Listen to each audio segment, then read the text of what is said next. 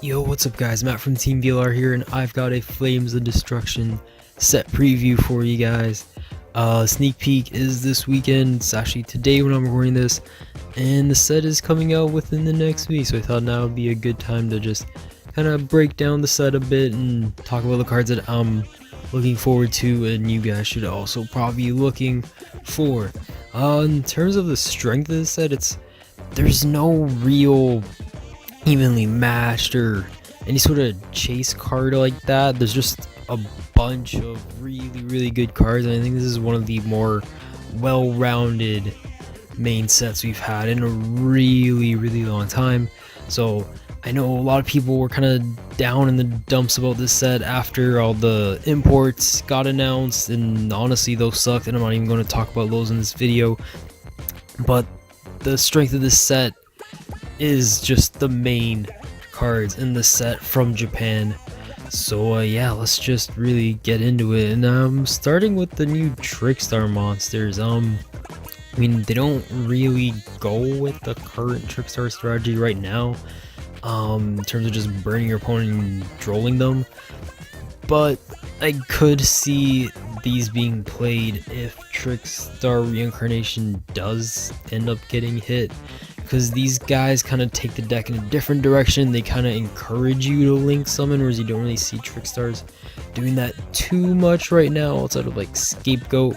So just something to keep an eye on. And then we've got Gookies. Gookies are one of the top decks in the OCG right now. I mean, they are being played with Brandish, but well, not really two, just one card in here that's actually seeing some played out over there is Octastretch. He's a really good card. He's a decent card. I don't want to say he's really good. He's a decent hand trap that basically either halves effect damage you would take or battle damage you would take, so he can maybe let you live against FTKs potentially. And then Googie Face Turn, it's just a gimmicky card. It's alright, kind of might extend your plays. Googies are an archetype I would just maybe keep an eye on. I mean, they're doing pretty well in the OCG, and they're an anime archetype, so they're just going to keep getting support. And the fact that they can all search each other is really good. So it's just an archetype waiting for one card to come along and just break it. And speaking of cards that do that, we have Altergeist Multi-Faker, which took Altergeist in the OCG from not really being a threat to some deck in the tier 1. I didn't even word that right, I can English right now. But Multi-Faker just helps Altergeist so much, and I honestly do think it's gonna do the same for them here. They're already decent here, but this is just gonna kind of put them over the top and really help them find their place in the top tier of the meta right now. And on to the next card, which is Nightmare Ibli. I know they put another word in there, I think it's like Corruptor or something like that, but yeah, Evil Ibli. This card is pretty good when combined with the Nightmares, which I'll get into a bit later. But basically, you're mainly going to use this to either special summon a link monster in your graveyard to a zone just linked to this card, and then just continue link climbing, and you're going to summon this to your opponent's field to kind of create a soft walk of sorts where they can only special summon link monsters, so you kind of force them to go into a link first, and if you can somehow extra link them, they're kind of fucked. The next archetype is kind of meh, but it is interesting, and it's fairly budget, and it's a decent deck in terms is because usually archetypes released within main sets aren't that good when they're like just not the main focus of the set. But we have Element Sabers. They're pretty cool. They can change their attributes in the graveyard, and their guy Willard here can basically make your Element Sabers, he basically gives them protection based on what he ditches to summon them. So they're pretty cool. I mean, they're not gonna impact the meta or anything like that, but in terms of your locals, or just if you're looking for a fun budget deck to play, this might be something to pick up. And Also, in terms of the light elemental lord, he's alright. He's a Regeki. He's kind of cool, but he's not a Muling Glacier or anything really broken like that.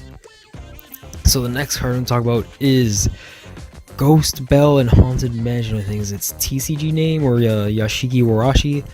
This card really isn't that good right now. It's honestly the worst of the Ghost Girls.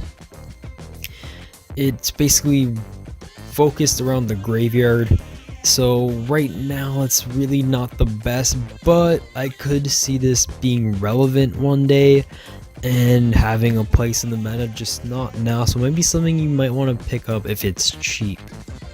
And the next card is Tiamaton, which I've seen a lot of people kind of go back and forth on. It's a cool card, don't get me wrong, and it could have its use. So basically, as a quick effect where you can special summon it if 3 or more cards are in the same column. So usually you're probably going to do this during your turn, unless your opponent's for some reason playing all his cards in the same column. But you can special summon that way, and then if it's special summon, you just destroy all their cards in this card's column. So one misconception was earlier I've seen was that people thought this would have to be summoned to a zone with 3 or more cards in the same column, which it doesn't. It just needs 3 cards to be in a column, then it can special summon itself anywhere and then just destroy cards in a column, and then unused zones in the cards column cannot be used. So you can it's okay. I mean, most of the time if you're gonna summon this, your opponent probably has something in the extra monster zone anyways. So if you can get rid of that extra monster, or that monster in the extra monster zone, and whatever cards are also in that column, and then go use the other empty extra monster zone for your own extra deck monster, your opponent is kind of locked out. It's a cool card. I don't know if it's going to impact the meta, but it does. It's interesting. That's what I'll say about it. I don't want to say it's a terrible card. It's interesting. Then in terms of the 2 random monsters that kind of caught my eye, something to keep an eye on for the bit of the distant future. Degrenade Buster. So basically, this is a card for Cybers if they ever become meta relevant, which maybe they will, maybe they won't. But they do constantly get support, so it is a possibility, and I don't want to rule it out. But basically, you can special summon it by banishing 2 Cybers monsters from your graveyard, so fairly easy in that deck, or that type. And then, as a quick effect, to target a monster your opponent controls whose attack is higher than this card, so this card is 2500 attack, so you might not always be using it, but you get to banish it until the end phase, so that's kind of neat. But yeah, it's an easy special summon, and it has a kind of cool quick effect, so just something to keep an eye on. And then this card, I actually really like this card. So Rapid Red-Haired Mare. So you can special summon this card from your hand to a column that has no cards in it.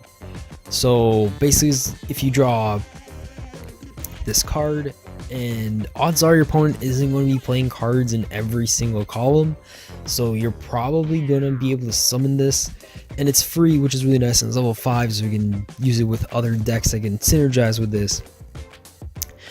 It does die if another card is placed in this card's column, which kind of sucks, but odds are you're just going to be using this as a link material or exceeds material or whatever it is. And then it also has this kind of cool effect where you can have this card's original attack and then it can attack directly, so that could maybe come up late game if you top deck this, and that maybe wins you the game. It's probably not going to always, it's rarely going to happen that way, but it's a neat little card. It kind of caught my eye and could have some use in the future. So in terms of the spells I'm excited about, I mean, World Legacy Inheritor is probably the one I personally am the most excited about. I just really think this card is like really good. It's just another extender, kind of a generic monster reborn. It is a hard once per turn, but I think it's really good. It can see use in a lot of decks. Don't really talk about this card. Second Coming of the Monarchs. I like Monarchs a lot. That might be why I'm talking about this. but it is also, again, just in kind of a sticking with the Monster Reborn theme. A card to revive your monarchs from the graveyard, searchable off Tenacity, and it treats them as 2 tributes for a tribute summon. It's a cool little card. I do think maybe if Konami decides to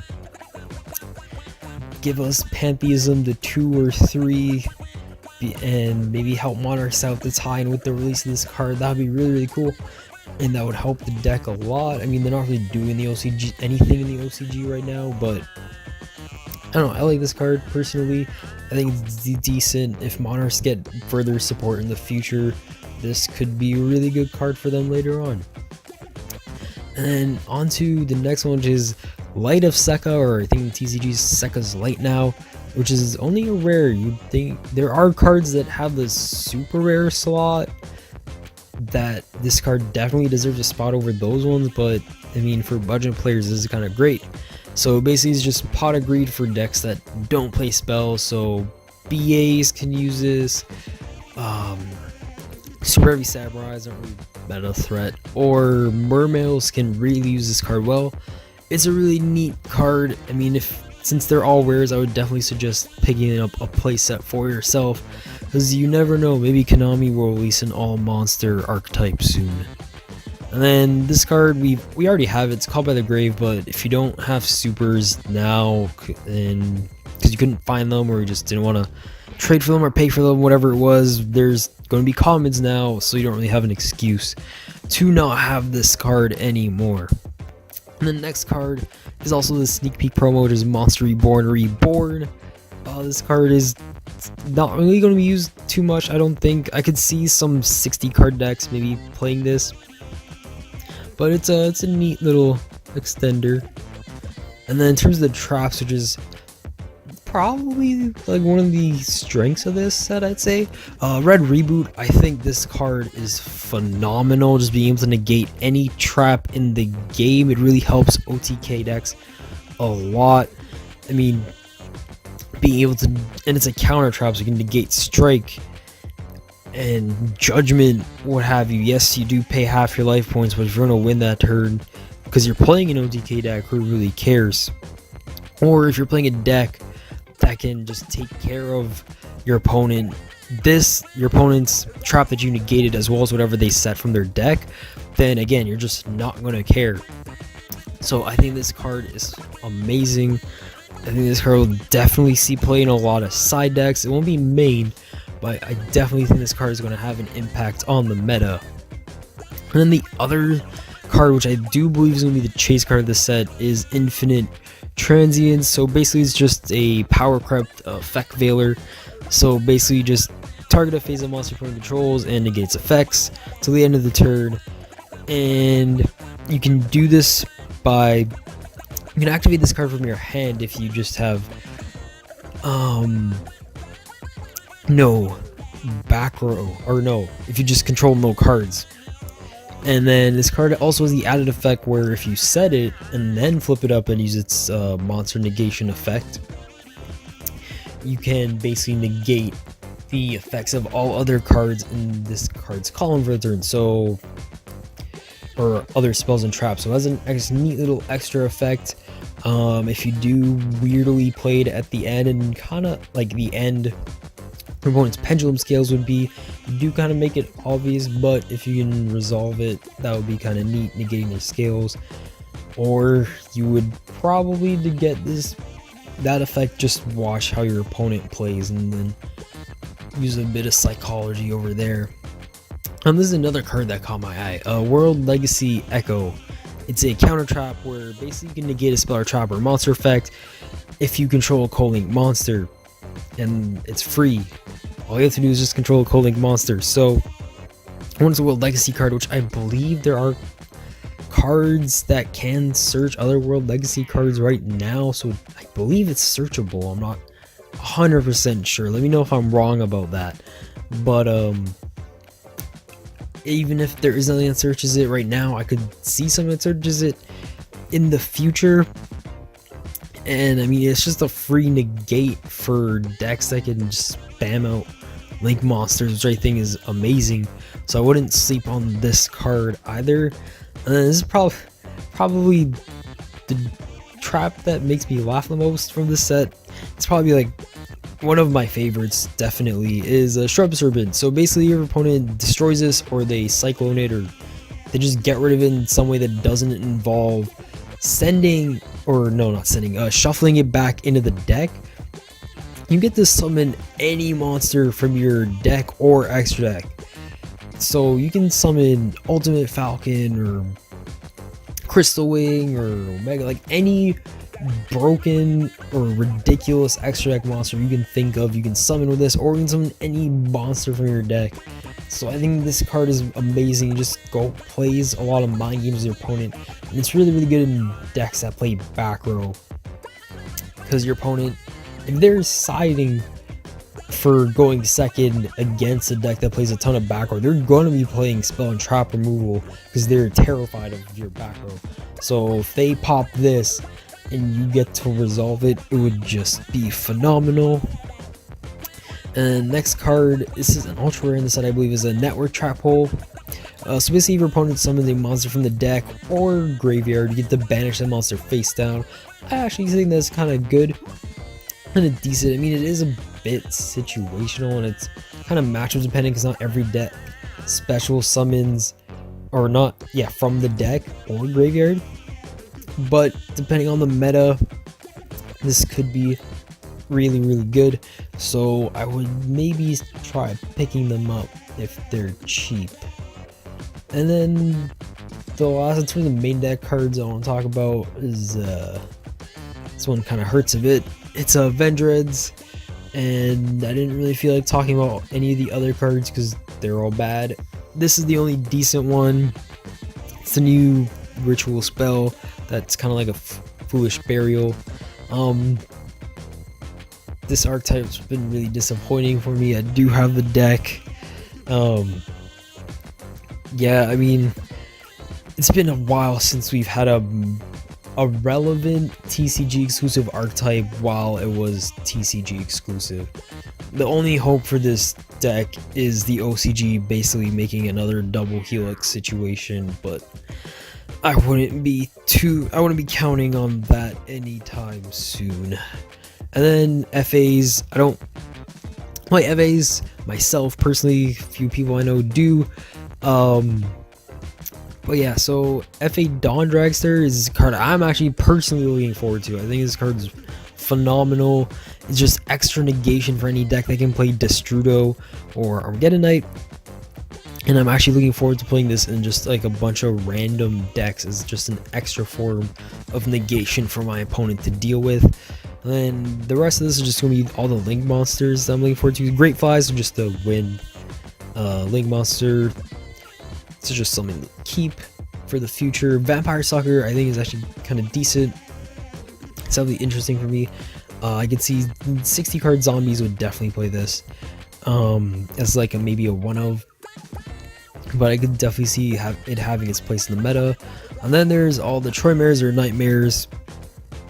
They're just great generic extra deck. Link monsters can be splashed into any deck, really. They have all kind of forms of removal. They're just great, especially Griffin, and working in tandem with either Mermaid to summon Ibly, and then create like a real soft lock there.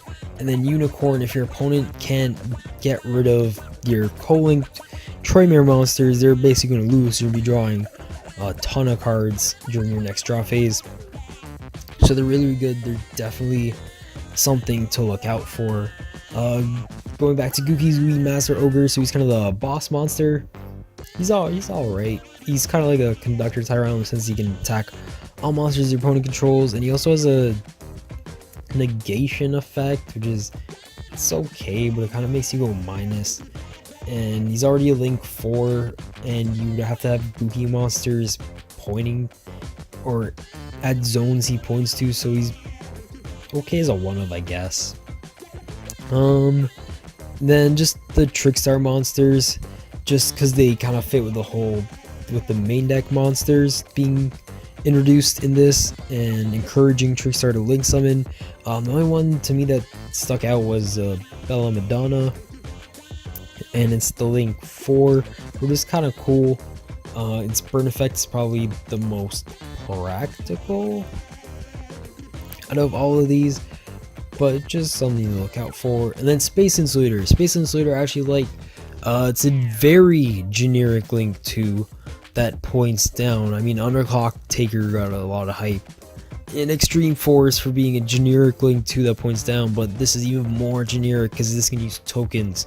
I mean, it does make monsters it points to lose 800 attack and defense, but you're probably going to be Link climbing if you summon this. And then this card is the Nita effect, where basically if a Cyber Sync monster is link summoned to the field while it's in the graveyard, you can special summon this from the graveyard, but you can't use it as material for a link summon, which kind of sucks, but you can potentially use it for other purposes depending on the deck you're running, so that's kind of a neat extra effect. And the last card I'll cover is the cover card of the set, Topologic Trisbana. Really cool card. Basically a banishing heavy storm for everyone, and I think that's amazing. I think it'll definitely have a place in people's extra decks.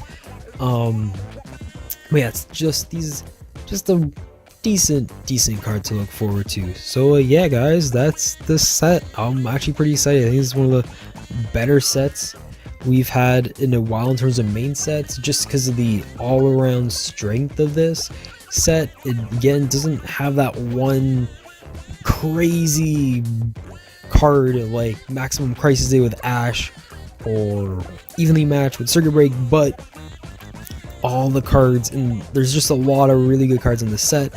And let me know if I missed any, because I may have missed something that you might find interesting. But yeah, guys, this is Matt from TeamVLR signing out.